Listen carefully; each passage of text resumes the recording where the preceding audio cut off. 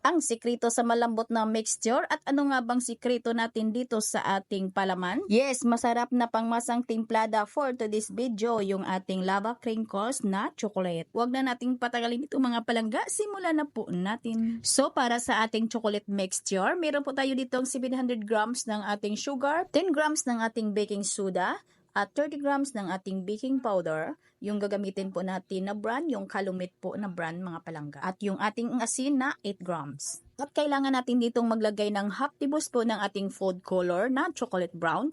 At 30 grams ng ating cocoa powder. Pwede tayong gumamit dito ng Beansdorf cocoa powder. At pangdagdag lasang chocolate po, maglagay po tayo dito ng 1 stick ng ating Nescafe at 2 piraso po na large na itlog. At 1 cup ng evaporated milk at 3/4 cup ng ating mantika. At maglagay din tayo dito ng half cup ng ating tubig. At nang nailagay na po natin lahat yung ating mga dry and wet ingredients, ay tunawin lang po natin yung ating mga dry ingredients bago po tayo maglagay dito ng harina. At kung gusto nyo ng spoon at cup measurement, ay maglalagay lang po ako doon sa ating caption. At yung recipe natin na ito mga palangga, ay wag nyo po itong palalampasin kasi po 100% po na masarap. Ayan, pwede na natin ditong ilagay yung ating 200 grams ng ating cornstarch at yung 800 grams po natin na all-purpose flour. Kung magtatanong kayo mga palangga, kung pwede pa dito gamitin yung ating third class flour, ay pwede naman mga palangga, pero mas better dito yung ating all-purpose flour kasi mas malambot yung outcome niya. At kung meron naman kayong mga stand mixer, ay pwedeng doon nyo na lang ito haluin para hindi na po kayo mahirapan sa pag-mix ng ating mixture na ito. Haluin lang po natin yan hanggang sa mag-well combine, hanggang sa mawala yung mga hulo harina. At wag lang po natin itong i-overmix mga palangga.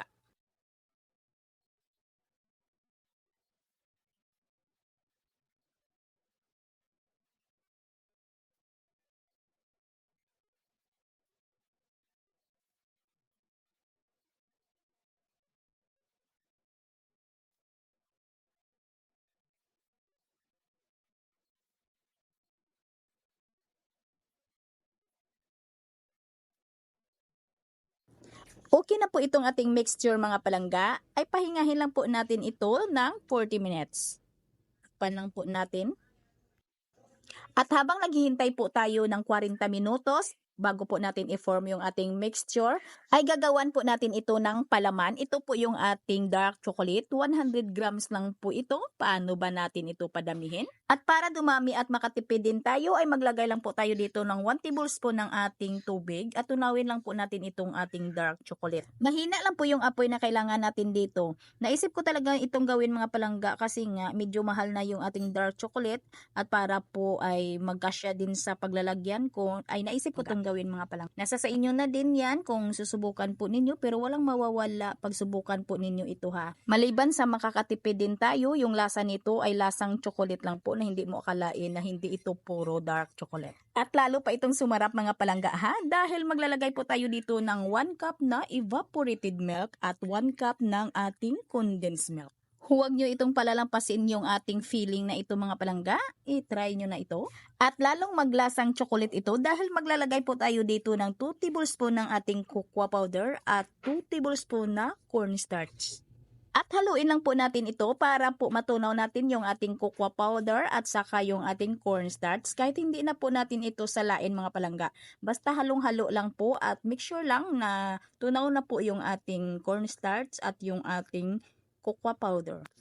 At lutuin lang po natin ito sa over medium heat. At habang naghihintay po tayo dito na kumulo, ay dandahanin na po natin itong ihalo para hindi po dumikit or hindi masunog yung ilalim. Haluin lang po natin yan hanggang sa maganito na siya. Ayan na po mga langga, lumapot na po siya. Ibig sabihin ay okay na po ito. At itabi lang muna natin ito, palamigin lang muna natin. At para naman sa ating crinkles coating, ito po yung ating dalawang ingredients. Meron po tayo ditong 2 cups na powdered sugar at 2 cups na cornstarch. Paghaluin lang po natin itong dalawa po nating ingredients.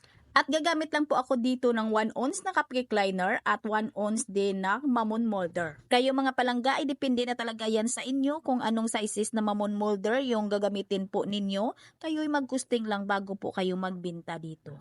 Sa ginagamit ko na ito na 1 ounce na mamon molder ay nakagawa po ako dito ng 78 na piraso at 7 pesos nang yung bintahan ko po dito. Gumamit lang po ako dito ng ice cream scoop. Pwede din kayong gumamit mga palangga ng kutsara po para po sa pagtansya po ninyo, para po sa inyong measurement po ng balls po natin dito. At habang hilaw pa ay butasan na po natin dito sa gitna at laliman lang po natin yung pagbutas kasi aalsa pa ito. At pagkatapos nito ay kailangan po ay isa lang na po natin ito agad. At kailangan ay nakapag-preheat na po yung ating oven bago po natin ito isalang. At ito po yung ating baking time sa ating video screen mga palangga.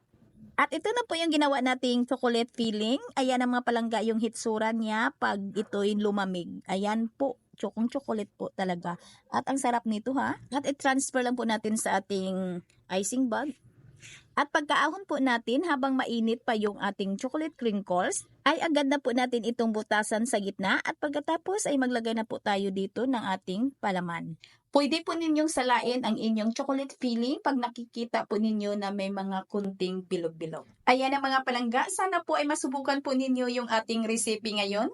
Sana po ay nagdagdagan ko po ang inyong recipe at yung inyong mga pang-display sa inyong stante. Ito po ay pang negosyo talaga para ay kumita din kayo. Hanggang sa muli, ito pong inyong Kainday Tinapay. Maraming salamat at bye-bye!